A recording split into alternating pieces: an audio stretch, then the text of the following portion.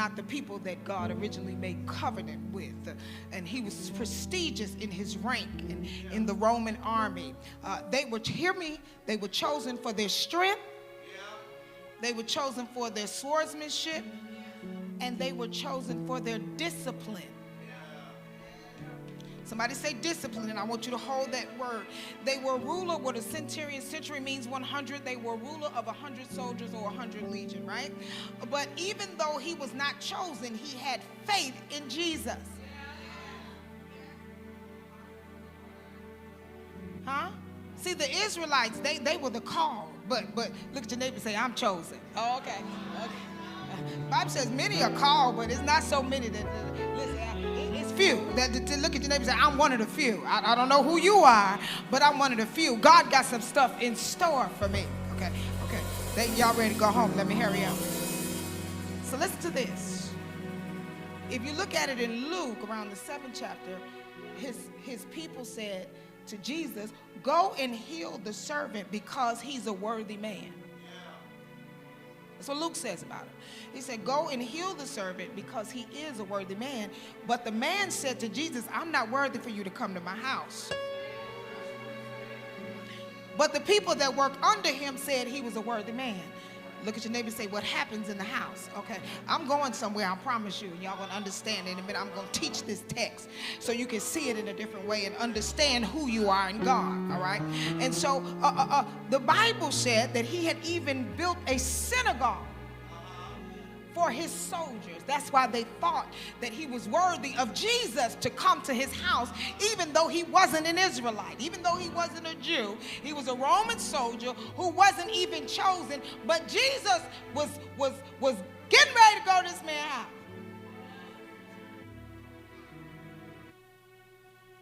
Bible says that he came beseeching, or in other versions, pleading. Or he wasn't begging, he was pleading. Pleading is filled with passion and purpose. Begging is sometimes filled with manipulation. You just want something. But he was pleading like his life depended on it, almost like he had caused it.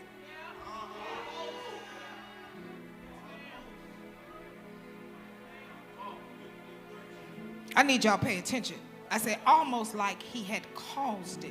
He was like, listen, my servant, that's what he said at first. And then he said, my slave. Indicating that at times the little boy was his servant, but then at other times the little boy was his slave. Can I just teach in here?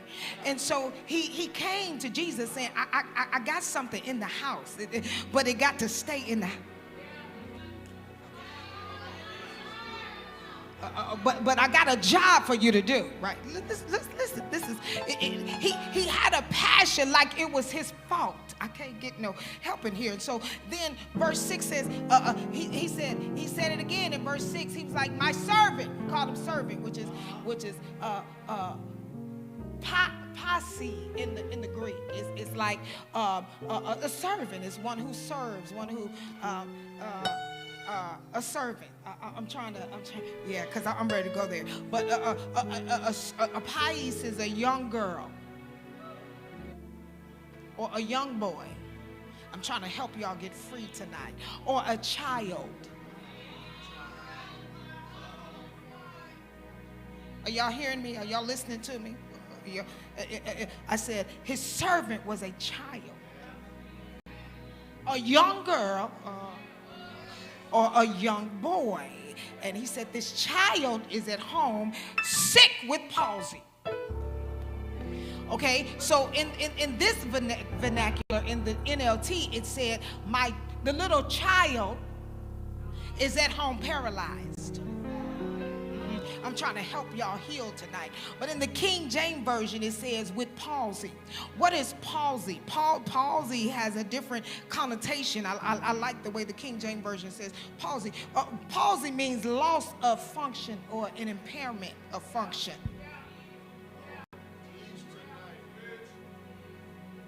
How did a little boy or a little child lose impairment of function? What happened in your house?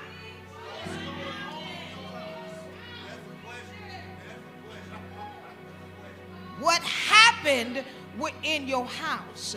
And if you read the word and you study the word, something had to have happened, because who would have hired an invalid servant?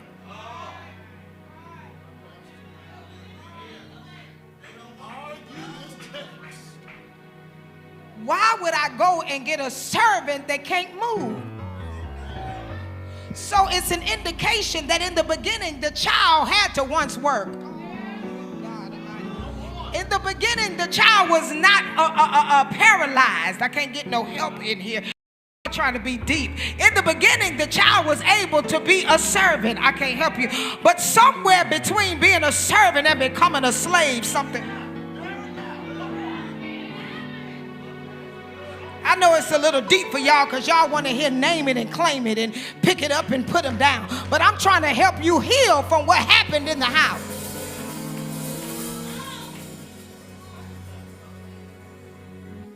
Jesus said, this was true. He said, I will come. He said, I will come. Now remember, he was 100% human, but he was also 100% divine. This is what freaked me out. Jesus didn't ask no questions. He said, I will come. Well, Pastor, he didn't know what happened in the house. Even though he was 100% human, he was still 100% divine. Can I argue my case? When he was at the well with the woman, he said, honey, where is your husband? And she said, I ain't got no husband.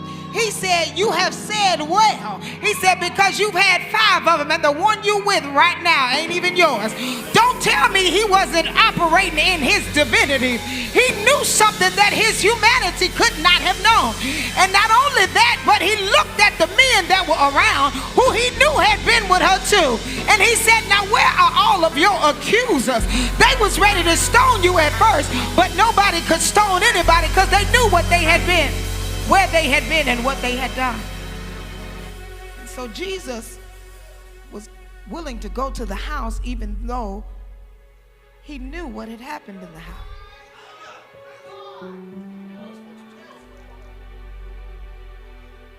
Then in verse 8, the man said, I can't let you come to my house.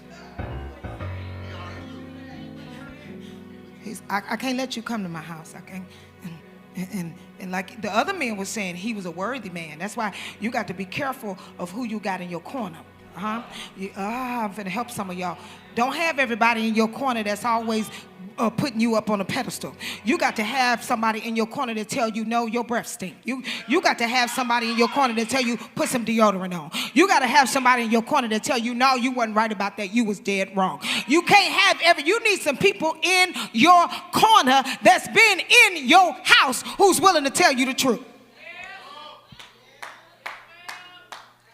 And you need to have people in your corner that's willing to let things in your house stay in your house. You wondering how your business got out? Your best friend. You wonder how your business got out? Your circle told it. You wondering how your business got out? It's the people that's closest to you that's telling your business. It's not the people that don't like you. What they gonna tell your business, but they don't like you. But it's the people that's secretly jealous of you that's hanging around you. They don't want to go through their own fire. They want to slide on your heat. Tell your neighbor, no. You're going to have to go through on your own.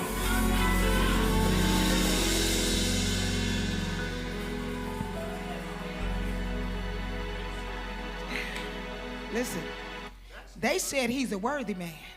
But see, he was, listen, I'm almost finished. He was also a man that was in touch with himself. See, I'm a person, you ain't got to, I'm going to always ask somebody. Anybody who's close to me, I am very accountable. I'm going to say, was I right? I have a core leadership group, and I don't have to ask them anything. But I know I get on their nerves because I ask them everything. Because I want to be able to be accountable and not be a person who abuses authority just because they can.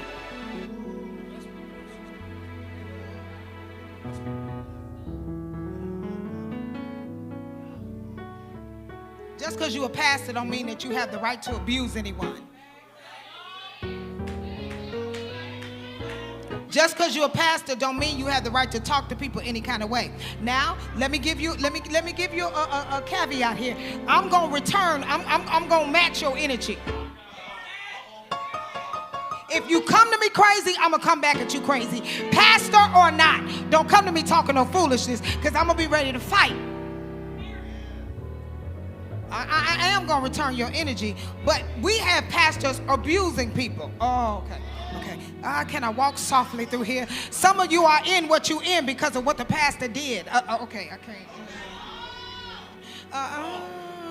Church don't want to talk about it. I talk about it all the time. Y'all don't want to talk about the deacons that's then patted the little girls on their butt, but you want to talk about it when she a prostitute out on the street. I can't get no help in here. I can't get no help in here because the church people scared to talk about it because of your denomination or because of your affiliation. I don't give a doggone who you belong to, what denomination you belong to, who your archbishop is, who your general supervisor is. It's some nasty bishops, it's some nasty supervisors, it's some nasty overseers that have violated the people of God and then want to judge the same people that they violated.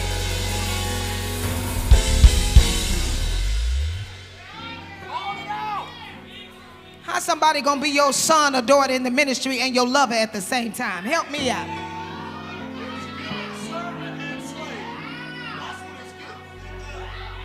Servant and slave. I can't get no help in here. That's why. And I hear some of y'all in the spirit, well, you don't know my business, so don't try me, because you don't know my business. I ain't never slept with none of my children. I said, I never slept with none of my children. And I don't care what lie somebody done told you. Can't nobody from KLWC, from California, and nowhere else ever say I slept with none of my children. Now, they may have wanted to sleep with me, but I ain't never slept with none of my children.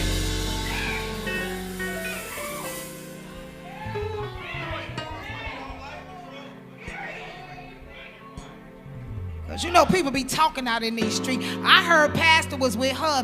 Pastor ain't been with no her, first of all.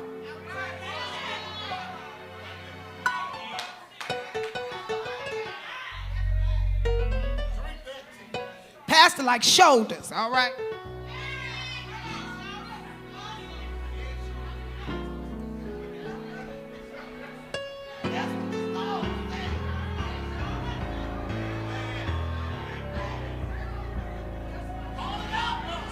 Pastor is constant and she like consistency. I can't do take it on and put it on and pull it off. I can't do.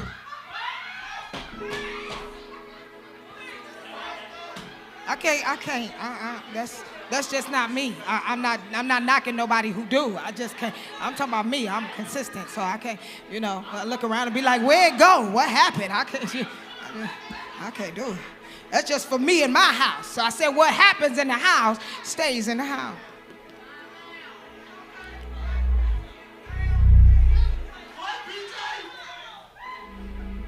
And what the church needs to do, hear me clearly, is what we need to do is start celebrating people for their consistency.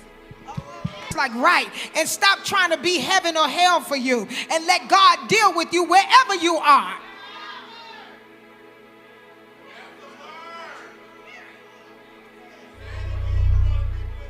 I said let God deal with people where they are, because you weren't there. You don't know why.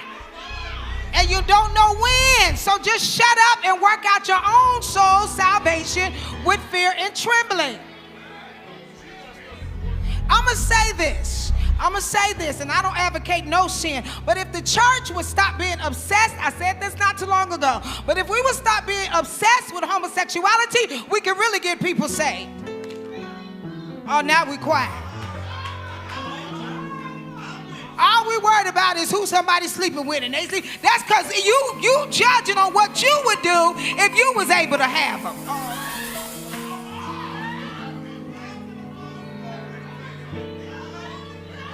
Anybody that's always talking about something that they claim they ain't, I'm sorry, I got questions. And if you something and you can't be comfortable in it and you mad every time somebody say something about it, you don't need to be that either.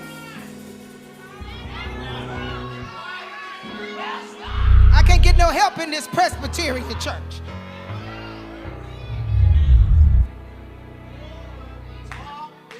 Be who you be and do what you do and let God be your judge.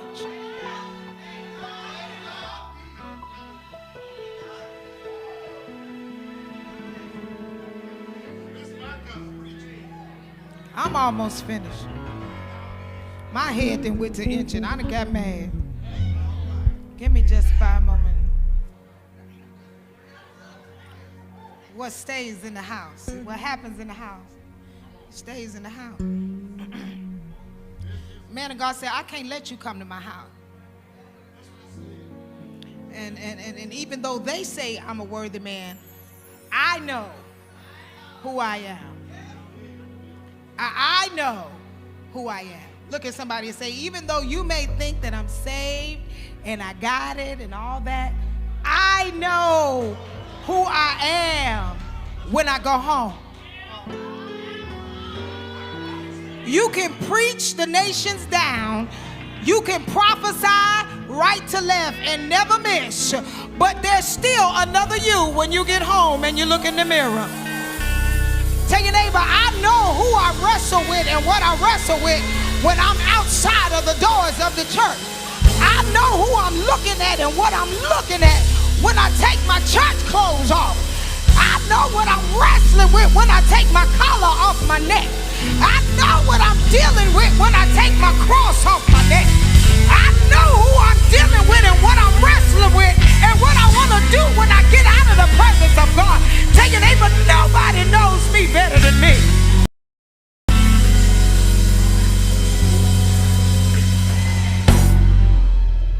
Nobody knows me better than me. And I know when me is, I know me when me is coming up. Tell your neighbor, she rises up. He rises up. And even though the people love my worship, and even though they love your playing, sometimes you got to push you back down. And most of the times I got to push me back down right after I get out of the presence of God. Tell your neighbor, most of the time I got to push myself back down before I even get to the parking lot. Got to stay in the house. He said there are some situations that I just can't let you see. Listen, I just can't let you see, because there's a servant and a slave in the house that's paralyzed, and I can't let you see. You know yourself, this is one of those times that God ain't got to go far to heal me. I need him to just speak the word to the house and let it travel. I need him to just speak the word to the house and let it travel, because there's some things in this house that I really don't want him to see, even though I know he already sees. Okay, y'all, y'all don't want to go with. There's some things that he sees and you don't want to talk about them. I got to take my shoes off of that. There's some things that he already knows, but you don't want to talk about them. You don't want to have a discussion with him. You just want to keep it in the house. You want to keep it in the house, and you want to make excuses for it. You want to keep it in the house and make excuses for it, and just say, no, don't come right now. I'm a person, I'm very clean, and so I don't like to leave my house. I'm going to help y'all. I don't like to leave my house unkept. You know why? I always tell Nico, put everything back in its place so you'll know where it is when you need it again. But I don't like leaving my house unkept, because you never know who's going to come home with you. I'm talking about you never know who you're going to bring home. I don't mean that in a sexual way. You never know who you're going to have to entertain. Oh, that's why you got to make sure that everything is good in your house. You never know. You never know what's going to happen, and you got to bring somebody to your house. Somebody may have to stay at your house, and they can't stay at your house because your house is in a mess, because you got slaves everywhere.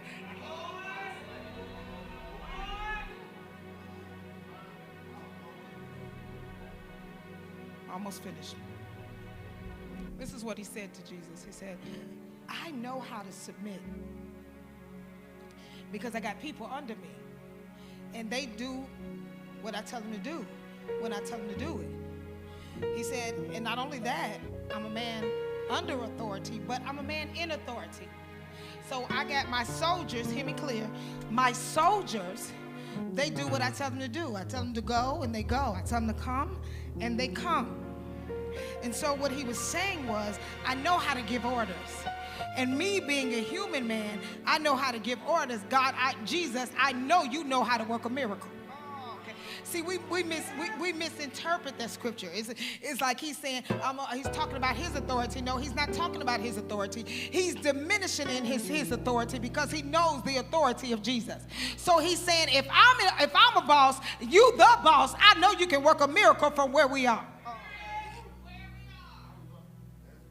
Tap your neighbor and say, he can do it from where you are. Right here, he can do it from where you are. You ain't got to wait to get home for him to work a miracle for you. Lean on somebody and say, he can do it from right here. Okay? You ain't got to wait to get home. I know it's some things out of order in the house, but he can do it from where you are. He ain't got to travel to work a miracle. He can do it from where you are. I'm almost finished. Listen. He said, listen. He said, I tell them to come and go. And then in the King James, or even here, it says, and then to my servant, which is a combination of two words in the Greek, doulos, which means slave. Tell me y'all ain't gonna leave when I say this. Doulos, which means slaves, servant is two words combined. Doulos, which means slave, and diho, which means to be tied up.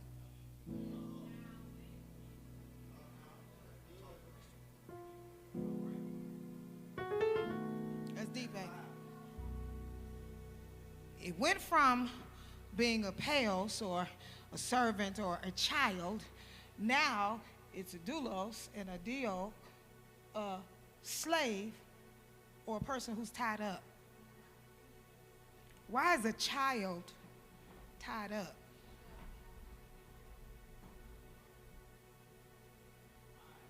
The other definition, along with tied up, means to be in bounds. What's happening in the house? He wanted to stay in the house because we got a child that's a servant and a slave at the same time. When you research and research and research in the Greek, because everything in the New Testament is in Greek and Aramaic, you will continue to find out that it is implied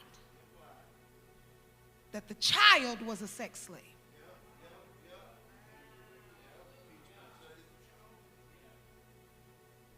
He was a servant by day. And he was a slave by night. I can't get. Why y'all so quiet? And when people start revealing truth about the scripture, but the men who knew him outside of the house called him a worthy man.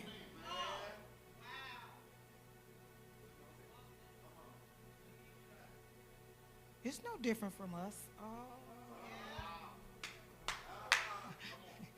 You musician extraordinaire in the daytime,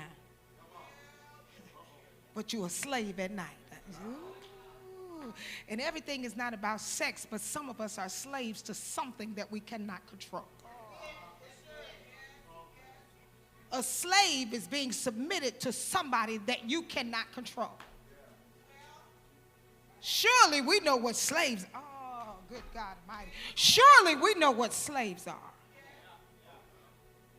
We were sold by our own people to another people.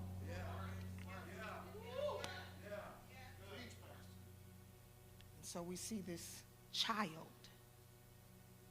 who it has been implied that he was a servant and a sex slave and is now paralyzed. Oh, good God.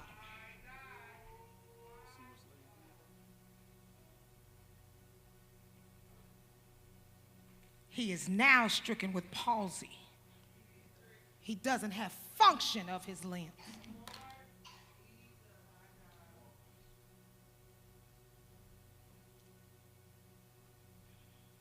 Some of us have been enslaved by night and servants by day. They've become one and the same.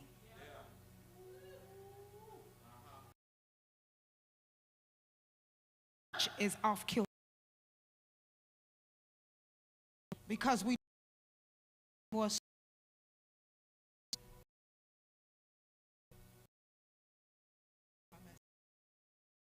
strict parallel.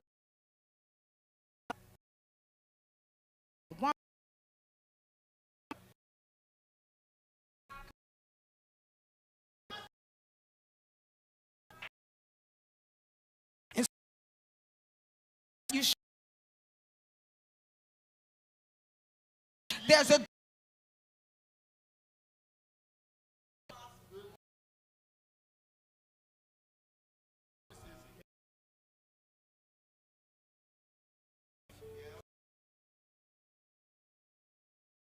servant.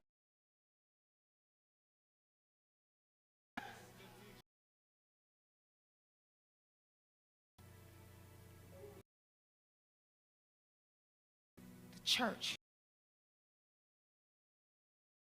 with hypocrisy, because we're preaching a God and I ain't bought nothing.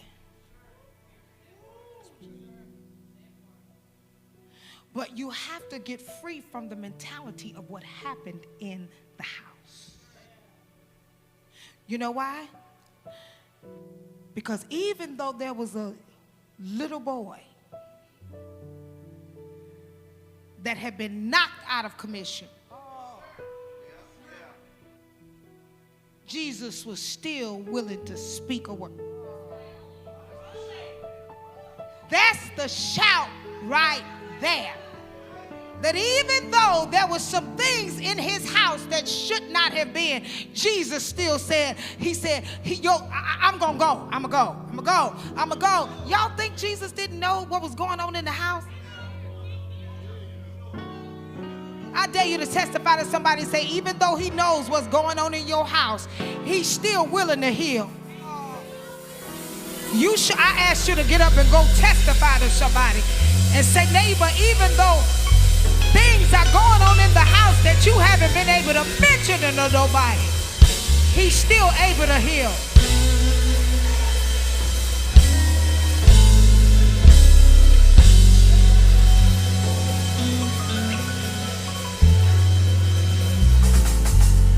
See, the difference between a servant and a slave is a servant does it willingly. A slave does it against his will.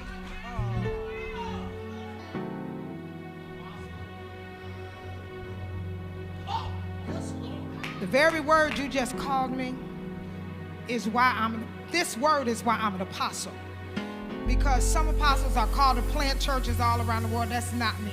I'm an innovator, and I'm one who has been called to change a system.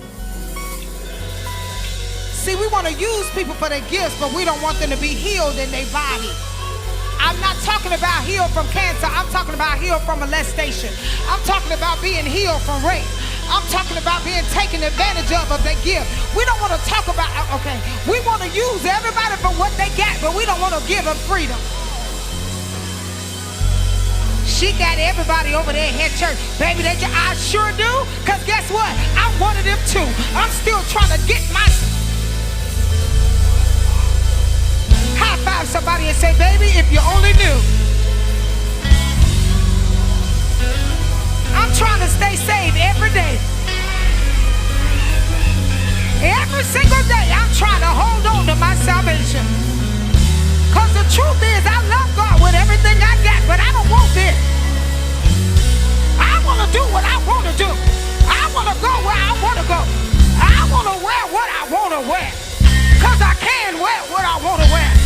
Y'all understand what I'm talking about. Y'all understand what I'm talking about. But there's some things that have went on in the house that I can't talk about, that I just got to ask him to heal me where I am.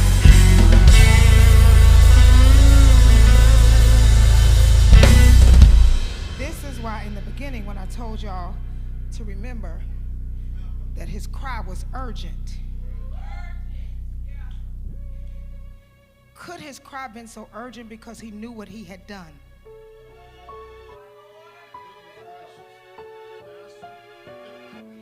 I'm finna flip the script. And not only did he know what he had been doing, but he was really sorry for it.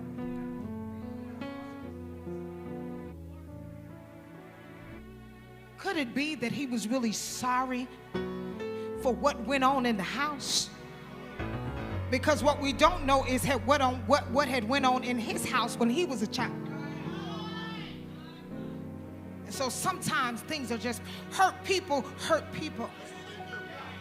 And so could it be that Jesus looked back at his past and looked forward to his future and knew that he was really, really sorry and said, I'm going to heal him. Yes, Lord. Yes, Lord. That's going to be my way of accepting his apology. I'm going to heal him. Okay, y'all missed that. See, y'all don't know when to shout. Some of y'all sitting up here acting like you got it all together and your house is, and you know you need a cleaning crew to come up in there. But Jesus is still willing to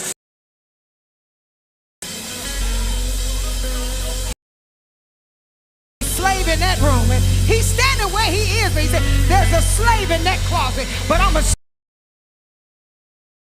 slave in the garage, but I'm going to still come through.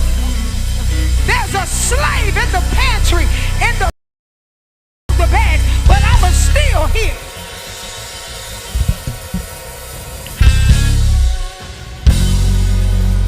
Everybody's standing.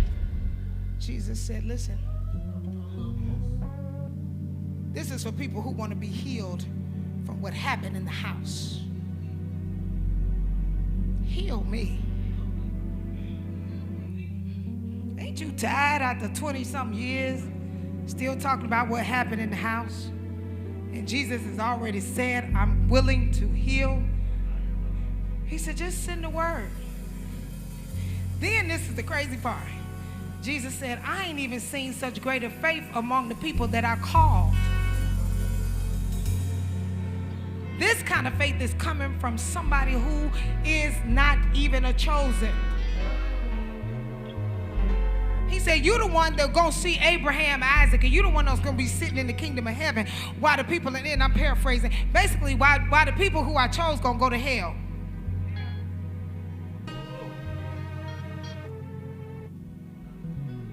That's what he said.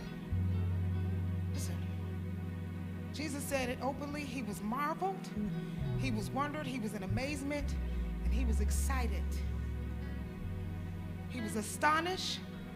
He said he had not found such great faith, and we know that it's impossible to please the Lord without faith. Can y'all shift for me? He had, if he had a faith that Jesus had never seen before, that means that he had greater than a mustard seed faith. That means he had greater than a making the impossible possible faith. That means he had greater than the just shall live by faith. That means he had the greatest faith that you could ever imagine. That means he had a raising from the dead faith. That means he had a walking on water faith. He had a faith that had never been seen before. Jesus said he encountered Peter, and then he talks about this man that didn't even have a name. He just had some things going on in the house. Even with everything that is going on with you in your life, the altar is open. You have the rights of the called. You have the rights of the kingdom. Because he chose me. The old people used to sing a song that said, on my way to heaven. And I'm so glad that the world can't do me no harm. Even with everything that is going on in the house, Jesus was still willing to speak the word. Spoke the word. This chapter is full of miracles. Full of miracles. Right after this account, Peter's mother-in-law was healed. It's full of miracles. Then in verse 12, he talks about hell being the place of the Israelites and those who were supposed to have it. The one who got the issues is now getting it. And the one who got the favor is now going to hell. Okay? Switching places. And in this chapter, Matthew presents Christ as not only Savior, but he gives him credentials by the miracles that have been wrought. Look at your neighbor and say, Jesus is verified. And he's anything you ask. Just ask him. See, making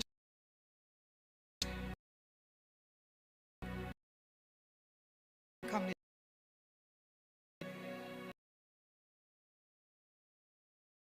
to you are.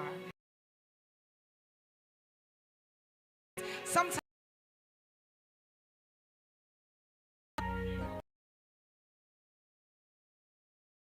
that you didn't even know were in you until he starts working them out of you. So he wants us to not focus on the things that's in the house, but he wants to speak a word, because the Bible said that he spoke the word and the servant was healed. So in the concordance, it's a book, it's Hebrew, it has Hebrew, Greek, every word that's in the Bible, it's in there.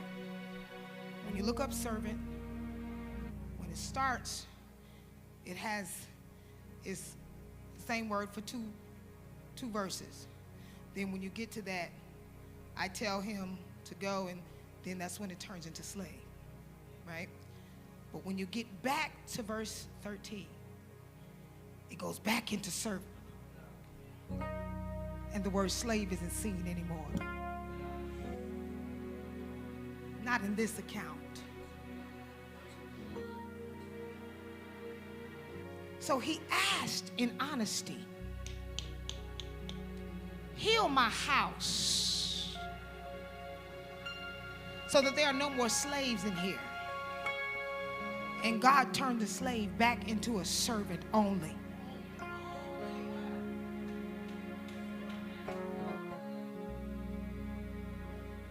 So all of the paralysis, all of the palsy and him being paralyzed was reversed by Jesus speaking a word.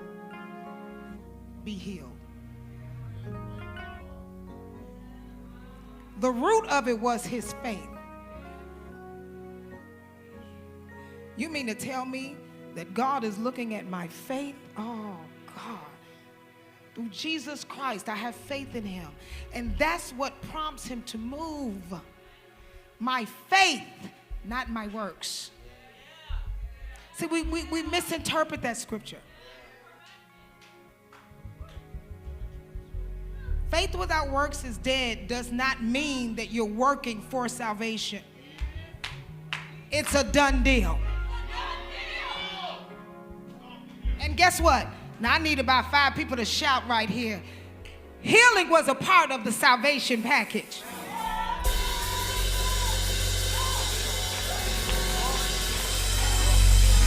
You know how when you start a new job or when you relocate, you say, what's the relocation package?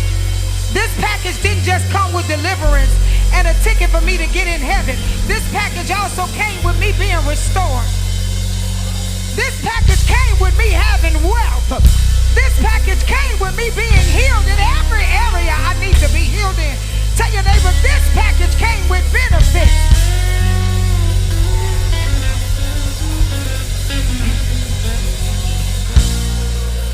Clap your hands if you believe there's benefits.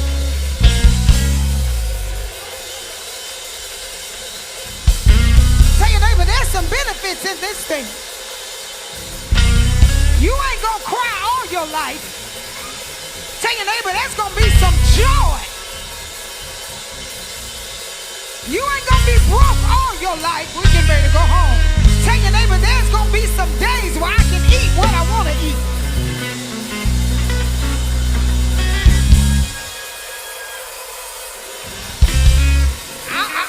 Listen, I'm a good money saver, but every now and then you deserve to treat yourself. My mother say, pay your tithes, pay your bills, and then pay yourself. Every now and then you ought to go somewhere and buy you something nice. You shouldn't work as hard as you do and stay broke. Even if you gotta go to the Goodwill, it's new to you.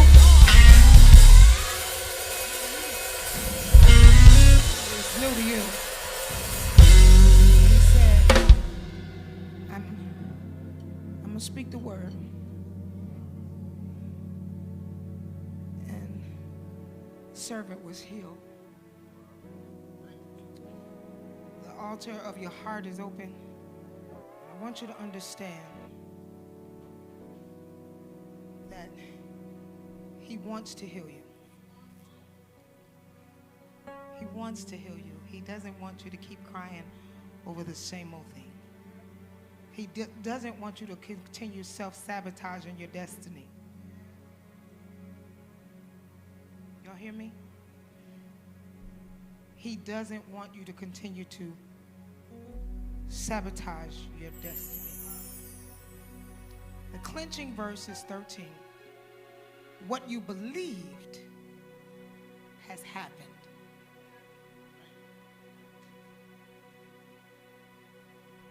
Have you really believed that what you're asking God for has already happened? Or are you just waiting for it? I'm waiting on God to do it. I'm waiting on God to, I'm just waiting on God. I'm just, God, I'm just waiting on God. No. Have you believed that it has already happened? I'm just trying to catch up to it. Because it was in eternity where it did it. And the man said, go home. That's what Jesus said. He said, go home. So by the time he went home, what he believed had happened in the secret, when he didn't even want to tell Jesus what was really going on in his house, had already been fixed.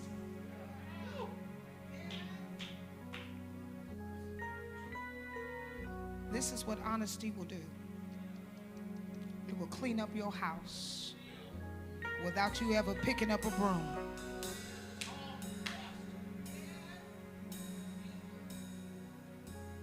What are you believing? His faith caused his household to be healed, even though he had caused it. Wow. His faith was so strong. Hear me. And this may challenge somebody's theology. His faith was so strong that Jesus overlooked a violation and still healed.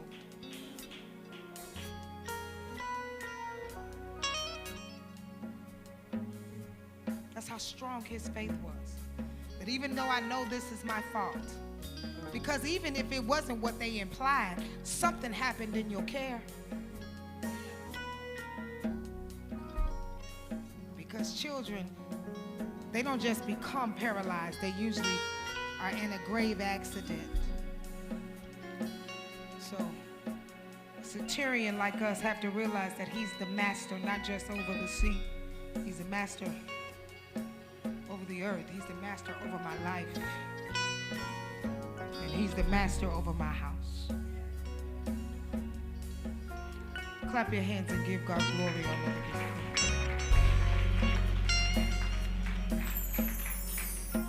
I'm always challenged when I have to give words that make people go back. Because some stuff, you know this. There's one thing as clinical depression, to be diagnosed with depression or dysthymia or I was diagnosed with dysthymia years ago. And what dysthymia is a depression that is seasonal. Right? And some people say, I'm depressed. And that's true, you can be depressed. But outside of clinical depression, depression is also a way that the mind uses to protect itself in an event of trauma.